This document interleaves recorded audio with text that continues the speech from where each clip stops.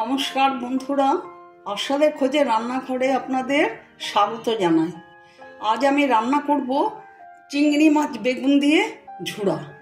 এর আগে আমি আপনাদের অনেক ঝুড়া দেখিয়েছি বেগুন দিয়ে, অনেক মাছের মাথার। আজকে দেখাবো চিংড়ি মাছের বেগুন দিয়ে ঝুড়া। তার জন্য দেখুন, চিংড়ি মাছ এই যে ধুয়ে ভালো করে ধুয়ে রেখেছি, নুন হলুদ মেখে ভেজে নেব। আর এই যে বেগুন টুকরো টুকরো করে কেটে এগুলো ধুয়ে রেখেছি। আর এখানে মশলার জন্য রসুন আদা নিয়েছি। আর এখান থেকে নেব হলুদ, শুকনো লঙ্কার গুঁড়ো, জিরের গুঁড়ো আর ধনের গুঁড়ো। এবার দেখুন আমি কি করি। আমি এখন গ্যাস অন করে দিয়েছি। গরম হতে হতে আদা আর রসুনটা পেস্ট হয়ে যাবে। আদা রসুন পেস্ট হয়ে গেছে। এদিকে কড়াইটা গরম হয়ে গেছে। আমি সর্ষের তেল দিয়ে দিচ্ছি।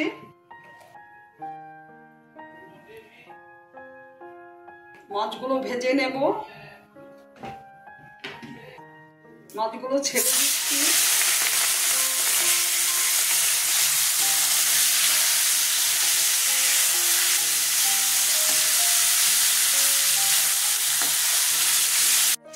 মাছগুলো ভাজা হয়ে গেছে, তুলে নিচ্ছি।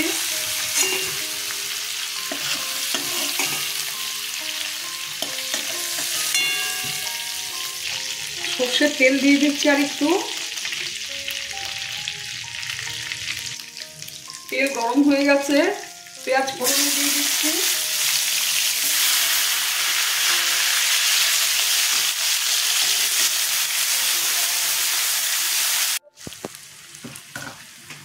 পেঁয়াজটা আমি বেশি ভেজে লাল করব না। এই দেখুন এরকম রেখেছি। এবার আদা আর রসুন পেস্টটা দিয়ে দিচ্ছি।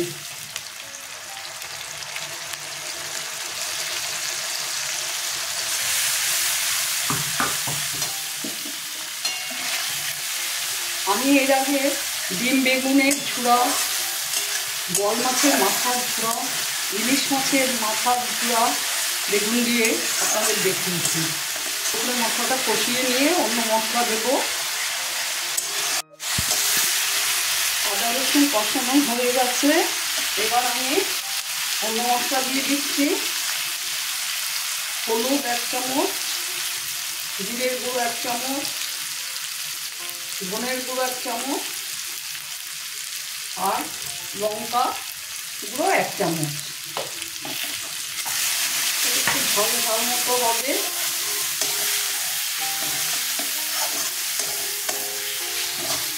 মশলাটা কষানো হয়ে গেছে, বেগুনগুলো ছেড়ে দেব।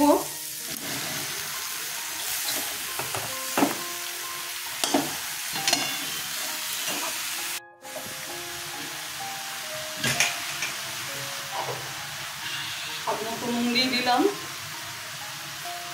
আমি সামান্য মিষ্টি দেবো এটায়, কিন্তু এখন দেব না।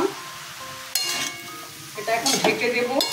ঢেকে দিয়ে গ্যাসের ফ্লেমটা একটু মিডিয়ামে দিয়ে রাখবো।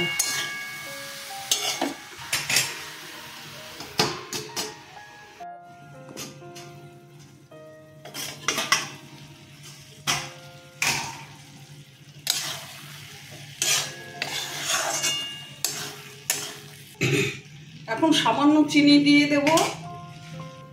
এই দেখুন এইটুকু চিনি দিয়ে দিলাম।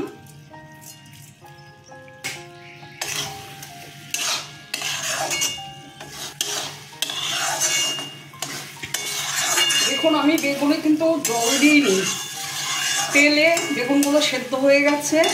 আমি মিডিয়াম ফ্লেমে দিয়ে রেখেছিলাম।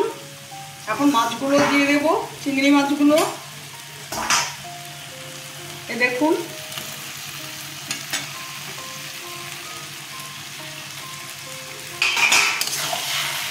এখন ফ্লেমটা একটু বাড়িয়ে দিয়েছি, হাইয়ে দিয়ে দিয়েছি, কারণ এখন এটা প্রায় রেডি হয়ে এসছে।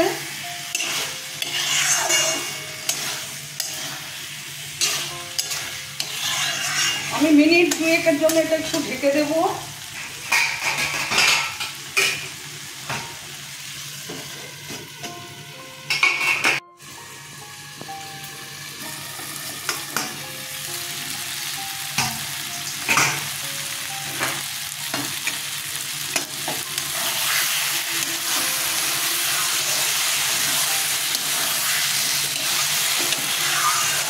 আপনারা এইভাবে বেগুন দিয়ে চিংড়ি মাছ দিয়ে করে অবশ্যই খেতে পারেন। আশা করি আপনাদের ভালো লাগবে। আমার ভিডিওটা যদি আপনাদের ভালো লেগে থাকে একটা লাইক, শেয়ার ও অবশ্যই সাবস্ক্রাইব করে দেবেন, সাথে কমেন্ট দেবেন। আপনারা সুস্থ থাকবেন, ভালো থাকবেন। আমার ভিডিওটা দেখার জন্য আপনাদের ধন্যবাদ। আমার বেগুনের ঝোড়া রেডি। আমি এখন গ্যাস অফ করে দিয়ে 2 মিনিট ঢেকে রাখবো, তারপর সার্ভ করে দেবো।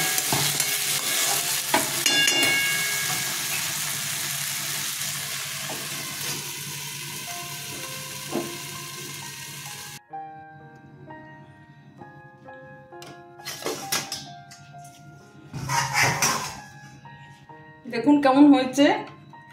আমি এখন একটু গরম মশলা দিয়ে দিচ্ছি।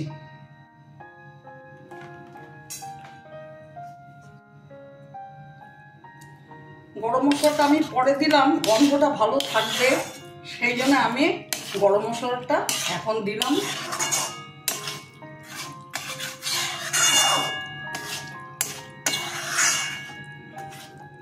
এটা খেতে কিন্তু দুর্দান্ত স্বাদ হয়।